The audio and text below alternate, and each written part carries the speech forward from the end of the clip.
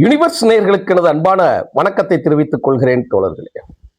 ஐயோ புடிங்கிட்டான் புடிங்கிட்டான், ஐயோ தூக்கிட்டு போயிட்டான், ஐயோ களவான்ட்டான் களவான்ட்டாம்பாங்க. என்னடா அறச்சொல்லாக முதலிலே பேசுகிறேன் என்று நீங்கள் யாரும் நினைச்சுக்கிடக்கூடாது. அதனால தான் நான் சொல்றேன். இது யாருக்கு புது பழக்கம் தெரியுமா? இதை தேடி பார்த்தீங்கன்னா அந்த புடுங்கின பொருள் களவாண்ட பொருள் யார்கிட்ட இருக்குன்னா அவன்கிட்ட தான் இருக்கும். திருட்டு போய்தான் எப்பயுமே திருட்டுத்தனமான வேலைகளை செஞ்சுக்கிட்டு இருப்போம். அதுதான் உங்களுக்கு முக்கியமானது. என்ன சொல்ல வாரேன் தெரியுமா இந்த காணொலியில? தன்னை நோக்கி யாரும் இல்லாதவர்கள், தன்னிடம் அண்டி யாரும் இருக்காதவர்களை அழித்தொழிக்க வேலையை செய்துகிறது தான் முக்கியமாக திமுகவோட வேலை. அது பல வகைகளில் அவர்களுக்கு இடைஞ்சல் கொடுத்து கொடுத்து கொடுத்து என்ன பண்ணுவாங்கன்னா அவங்கள நிர்மூலமாக ஆக்குறதுக்கு தான் அந்த வேலையை பார்ப்பாங்க. இது ஒரு ஆளுக்கு ரெண்டு ஆளுக்கெல்லாம் கிடையாது. மிகப்பெரிய சம்பவங்களை எல்லாம் சொல்ல முடியும். அது நேரடியாக விவாதத்தின் போது பேசணும்னா நம்ம எத்தனை கருத்துக்களை வேணாலும் பேசலாம். இப்போ பார்த்தீங்கன்னா இவங்களுக்கு பகன்னா என்ன வேணாலும் செய்வாங்க. இப்போ நேற்று டெல்லியில் ஒரு கூட்டம், யாரு கூட்டம்? இந்தியா கூட்டணி அப்படிங்கிற அந்த அமைப்போட அகில இந்திய அளவில் இருக்கக்கூடிய தலைவர்கள் எல்லோரும் சேர்ந்து நடத்தக்கூடிய கூட்டம் அது. அந்த இதில் அதில் யார் இருக்கா?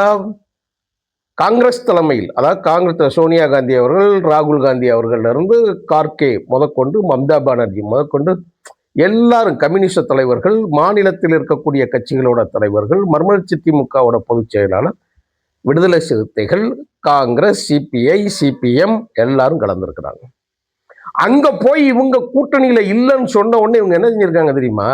டெல்லியில அங்க போய் அந்த திமுக இங்கிட்ட ஸ்டாலின் படம் போட்டு, இங்கிட்ட உதயநிதி படம் போட்டு, இங்கிட்ட கனிமொழி படம் போட்டு போர்டுகளை வச்சது. காங்கிரசின் துரோகம் பாரு. என்ன துரோகம்? நீ பண்ணதை விட வாங்க துரோகம் பண்ணிட்டாங்க அவங்க. நீ பண்ண விடவா துரோகம்? எடப்பாடி கூட போய் கூட்டணி வச்சு உன்னை முதலமைச்சராக்குன்னு சொன்ன பாவத்தை விடவா?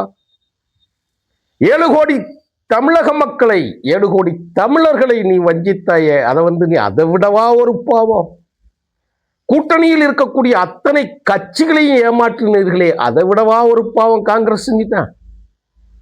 ஏன் தாவேக்கா கூட போய் சேர்ந்தது தப்பா? என்ன நீ ஓட்டுக்கணும்? அப்படின்னா மற்றவங்க எல்லாரும் கூட சேர்ந்து தானே நீயும் ஜெயிச்ச. அதான் அழிச்சிருந்து நாங்கள் சொல்லிக்கிட்டு இருக்கோம். வாபஸ் வாங்க, எல்லாம் வாபஸ் வாங்க. ஆட்டைய களை முதல்ல இருந்து விளையாடுவோன்னு நம்ம சொல்லுவோம். அதுக்காக டெல்லியில் போய் நீங்கள் போடு வைப்பீங்களா?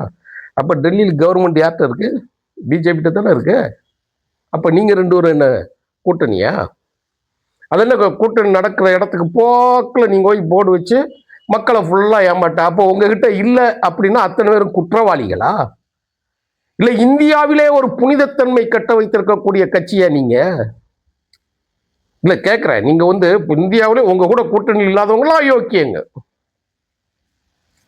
எந்த வழியா, யார் மூலமா, எப்படி நீங்கள் எடப்பாடிக்கு தூது விட்டீங்க, அப்புறம் திருமாவளவனை முதலமைச்சராக்குற அப்படின்னு சொல்லி ஆளுக மூலமா பேச வச்சிங்க? என்ன நடக்குதுங்க சொல்லட்டுமா? பனையூர் பாபு, விடுதலை சிறுத்தைகள், காங்கிரஸ் மட்டுமா அப்படி செஞ்சிருக்கீங்க? அங்க இருக்கக்கூடிய புகாரின்னு ஒரு இளைஞர் அணியில இருக்கக்கூடிய ஒருத்தரை வச்சுட்டு போய் கட்சியில சேர்த்துக்கிட்டாச்சு. உடனே எல்லாம் முடிஞ்சிருச்சு. அடே அப்பா உள்ள முங்கி கொண்டு போயாச்சு, காங்கிரஸ் எல்லாம் அழிச்சாச்சு. காங்கிரஸ் இத்தனை வருஷமா காப்பாத்துனது யாரையா? நீங்க தானையா? எப்படி பிரேமலதாவை கொண்டு போய் உள்ள இருந்து தூக்கி கொண்டு வந்து அந்த கட்சியை பொதுச் செயலாளரை கொண்டு வந்து எம்எல்ஏ ஆக்கி நீங்க அழகு வச்சு பார்க்கல? நீங்க தானே செய்றீங்க எல்லா வேலையும். எல்லா வேலையும் உங்களை அப்படியே 63 நாயன்மார்கள் என்று சொல்லி கொடுக்கப்பட்ட சீட்லேயே ஒரு சீட்ல இல்லாம ஒன்லி சிங்கிள் டிஜிட்டுக்குள்ள காணாம போனவங்களுக்கெல்லாம் உயிர் கொடுத்து இத்தனை நாள் வச்சிருக்கிறது யாரு? நீங்க தானே. அதெல்லாம் பின்னணி எல்லாம் நம்ம ரொம்ப ஆராயணும். இவங்களுக்கு என்னைய தொடர்பு என்னன்னு தெரியும். சில பொது வெளிகளில் பேச முடியாது. நம்ம கையில ரெக்கார்டு இருக்கணும். அப்ப நீங்க என்ன செய்றீங்க? இப்ப பனையூர் பாபு தீட்டு போயிட்டீங்க விசிக்காளர். பின்னாடி இவர் இன்னைக்கு திமுக முக ஸ்டாலின் முன்னையில போய் சேர்ந்த உடனே அவர் ஒரு பேசுறாரு. பனையூர் பாபு அவர்களே வருக வருக வருக. சரி, அடுத்த வரி, நீங்கள் இதுவரை இருந்த இயக்கத்தை நீங்கள் விமர்சிக்காதீர்கள். அட்வைஸ், இதுவரை இருந்த விமர்சிக்காதீர்கள். அப்புறம் என்ன இதுக்கு நீங்க கூப்பிட்டு கட்சியில சேர்த்துக்கிட்டீங்க? எதுக்குங்க சேர்த்துக்கிட்டீங்க? உங்க திமுகவில் இருக்கக்கூடிய ஒன்றிய செயலர் 130 பேர்கிட்ட தாவேக்காவுக்கு போயிருக்கிறதா செய்தி பதிவாயிருக்கு. இந்து பேப்பர்லாம் பதிவாயிருக்குது. சும்மா ஒன்றும் கிடையாது. எல்லாம் நான் சொல்ற பேப்பர் செய்திகளோட தான் எல்லாரும் சொல்றாங்க. ரிப்போர்ட்டடா போட்டிருக்கிறோம். ஹிந்துலேயே பதிவாயிருக்கு. இந்து தமிழ்லயே அது வந்திருக்குது. அதுக்கு நீங்க வந்து டெய்லி ஒரு ஆளை வந்து உங்ககிட்ட கூட்டமா சேர்ற இந்த பாருங்க எங்கிட்டே வந்து சேர்றாங்க. ஆளு புள்ள பூச்சாண்டி வாரம் ஓடிம்பாங்க இல்லையா? அம்மா உங்களை பார்த்தா பூச்சாண்டியை ஓடுறது மாதிரி நீங்க இப்போ வந்து வாக்கி வச்சிருக்கீங்க. என்ன நீங்க அரசியல் பண்றீங்க? 75 ஆண்டு கால அரசியல் இது அண்ணாவின் அரசியலா? பெரியாரின் கொள்கை வழி அரசியலா இது? பனையூர் பாபு ஏன் திமுகவுக்கு வந்திருக்கிறாங்க? இன்னைக்கு விடுதலை சிறுத்தைகள்ல பொங்கி எழுந்துகிட்டு இருக்கிறாங்க. இது எங்க போய் முடிய போகுதுன்னே தெரியல. இங்க கோயம்புத்தூர்ல ஒரு யோக்கியம் இருந்தான், செம்பத்திக்கு ஒளிச்சு வாயின்னு சொல்லி துரைச்சாமின்னு ஒருத்தன். எச்சக்கையில காக்கா விரட்டாத நாய் அது.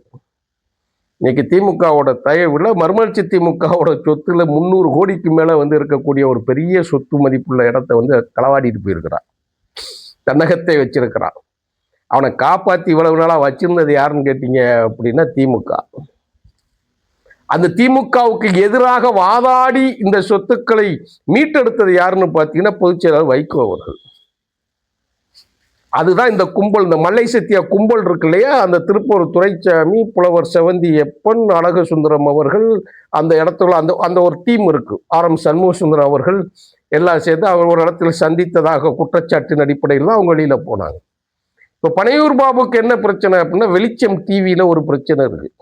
அவர் சொல்றாரு, பாபு சொல்றாரு, நீங்கள் என்னை நெருக்கினால் என் சொத்துக்களை விற்று எல்லாம் நான் வாங்கிய அந்த வெளிச்சம் டிவியை, அந்த உரிமையை நான் பேசக்கூடாத ரகசியங்களை பேச வேண்டியிருக்கும் சொல்லி பாபு சொல்றாரு. அதுக்கு எஸ்.எஸ். பாலாஜி என்ன சொல்றாரு தெரியுமா? நடுவுல கொஞ்சம் பக்கத்தை காணுங்கிறாரு. அந்த பிரச்சனை என்ன ஏதுங்கிற விஷயங்கள், அது எப்படி நடக்கும்ங்கிற விஷயங்கள் நமக்கு புரியும். ஆனா தெரியும் எல்லாம். ஆனா ஏன் திமுகவுக்கு நீங்க கொண்டு போய் சேர்த்தீங்க? அங்க போய் நீங்க திட்டாதீங்க, அவங்களெல்லாம் பேசாதீங்க. ஆனா நீங்க கட்சியில வச்சுக்கிடுவீங்க, உள்ள சேர்த்து உள்ள அரவணைச்சுக்கிடுவீங்க. புரியுது இல்ல? எங்களுக்கு புரியுது, உங்களுக்கு புரியும். அடுத்து இன்னொன்று முக்கியமான என்னன்னு கேட்டீங்க அப்படின்னா, நேரம் IMUL பாவம் அவங்க வாட்டிக்கு முஸ்லீம் லீக் கட்சி விஜய்க்கு ஆதரவு கொடுத்துட்டாங்க. ஆதரவு கொடுத்த உடனே இருக்க புதுமடம் ஹலீம்னு ஒருத்தர் 70 பேர் வந்துங்களா, 70 பேரா அந்த தெருவில் இருக்கக்கூடிய ஆளுகள் பசங்களெல்லாம் கூப்பிட்டு வந்துட்டாங்களா. அது ஒரு ஆளை கூப்பிட்டு வந்து அந்த முஸ்லீம் லீக்கை உடைச்சி அதில் இருக்கக்கூடிய அடுத்த கட்ட தலைவரை உருவாக்குனாங்க. இது எப்படி நடந்துச்சுன்னா, ஜவாஹிருல்லா மனிதநேய மக்கள் கட்சி நடத்தினார். அவங்க வந்து கூட்டணிக்கு சேர்த்துக்கல. ஒரு பிரச்சனை நடந்தது அண்ணா திராவிட முன்னேற்ற கழகத்தில், கூட்டணியில சேர்த்துக்கல. அப்போ அவங்க ரூலிங் பார்ட்டி. அப்போ உடனே ஜெயலலிதா என்ன பண்ணாங்க அப்படின்னு கேட்டால், அதில் இருக்கக்கூடிய அடுத்த நிலை தலைவர்கள் இருக்காங்க இல்லையா, இந்த மல்லை சத்தியா மாதிரி வளர்த்து விட்டவங்களை வந்து அப்படியே பேச விட்டு வேடிக்கை பார்க்குற அந்த கும்பல் என்ன பண்ணாங்கன்னா, நேரடியாக கூட்டு வந்து ஜபிமுன் அன்சாரிக்கு ஒரு சீட்டை கொடுத்து அவரை முதலமைச்சராக இது MLA ஆக்கி விட்டாங்க. அவங்க வந்து உடைச்சிட்டாங்க. உடனே அவர் மனிதநேய மக்கள் கட்சின்னு ஒரு அமைப்பை வச்சு உருவாக்கி சட்டமன்ற உறுப்பினர் ஆயிட்டார். இன்னைக்கு திமுக கூட்டணியில அவர் இருக்கிறாரு. இன்னைக்கு அவர் சட்டமன்ற ADMKல சட்டமன்ற உறுப்பினர், இப்ப திமுகல சட்டமன்ற உறுப்பினர். மனிதநேய மக்கள் கட்சி ஜவாஹிருல்லா சட்டமன்ற உறுப்பினர். இது எப்படி இருக்கு? அப்படி என்ன செய்வாங்கன்னா, இந்த ஃபார்வர்ட் பிளாக் இருந்தது காலகாலமாக. முத்துராமலிங்க தேவர் நேதாஜியோட அமைப்புல இருந்து முத்துராமலிங்க தேவர் கட்டி காத்து வந்த அந்த அமைப்புல வந்து கட்சியில வந்து இன்னைக்கு மேற்கு வங்காளத்துல டெல்லியில முதற்கொண்டு இயங்கிக்கிட்டு இருக்கக்கூடிய ஒரு கட்சி தான் அது. தமிழ்நாட்டில் ஒரு சமூக பிரதிநிதித்துவம் பெற்று இருக்கிறது மாதிரி ஒரு தோற்றத்தில் அது உள்ள சிக்கிக்கிடுச்சு.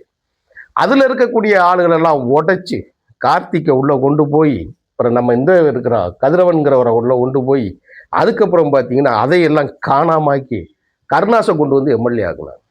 ஏன் சொல்றேன் தெரியுமா? IMUL இந்திய முஸ்லீம் லீக் கட்சி இருக்கு இல்லையா, அந்த இந்திய யூனியன் முஸ்லீம் லீக் கட்சியில் இருக்கக்கூடிய ஒரு ஆளை கூட்டு வந்து எங்ககிட்ட இருந்தா வந்து சேர்ந்துட்டாங்க. பார்த்துக்கோங்க, சேர்ந்தாச்சா? இப்போ மதிமுக மல்லை சத்தியா இரண்டாம் நிலை அவங்கள உடச்சி கொண்டு வந்து இருக்கும் போதே இந்த முத்துரத்தினம் என்கின்ற ஒருத்தனை கொண்டு வந்து கட்சியில வந்து சேர்த்து நீங்க குழப்பம் பண்ணீங்க. என்ன செஞ்சாங்க? அவங்களா வந்துட்டாங்க. மற்றவங்களாம் கூட்டு போ பாருங்க, யாரை வேணாலும் கூட்டு போங்க. அது என்ன வேஷம் போட்டுக்கிட்டு அலையிறது? எல்லாத்துக்கும் அதாங்க ஒரு விஷயம் சொல்றேங்க, எல்லை தாண்டிருச்சுன்னு வச்சுக்கோங்களேன், அது வந்து விரிவடைஞ்சு பிரிஞ்சிடும். அதுதான் இப்போ உங்களுக்கு நடந்திருக்கு. இப்ப கட்சிகளை உடைக்கிற வேலையில வந்து டெல்லி வரைக்கும் போய் நீங்க அம்பலப்பட்டு இருக்கிறீங்க. நீங்க என்ன திருந்தல, அதுதான் முக்கியமானது. நீங்க போய் அங்க போர்டு வச்சுட்டாப்புல நீங்க வந்து டெல்லியில இருக்கக்கூடிய மக்கள் எல்லாம் உங்களுக்கு வந்து எல்லாம் அனுசரணை ஆயிடுவாங்களா? மீண்டும் இந்த இதுல சொல்றேன், வாய்ப்பு இருக்கு. எப்படி தெரியுமா? காங்கிரஸுக்கு பாடம் புகட்ட நாங்கள் பிஜேபியோடு கூட்டணி போகலாம், நாங்கள் மந்திரி சபையில் இடம்பெறுவோம். 15 வருஷம் இருக்கு இல்ல, ஆகும். உங்க எஸ்டிடி, உங்க ஹிஸ்டரி இருக்கு இல்லையா, அது எங்களுக்கு தெரியும். உடைங்க. அதிமுகவின் இருமாப்பு அழிந்து ஒளிந்து இன்னைக்கு சந்தி சிரிக்கிறது இன்னைக்கு தமிழ்நாடு பார்த்து கொண்டிருக்கிறது, இந்தியாவும் பார்த்து கொண்டிருக்கிறது, அகில உலக அரசியல் பார்வையாளர்கள் பார்த்து கொண்டிருக்கிறார்கள். நீண்ட நாள் உங்களுக்கும் கிடையாது. எல்லாத்துக்கும் ஒரு எல்லை உண்டு. ஆனால் அதன் துவக்கம் துவங்கிருச்சு. நன்றி, வணக்கம்.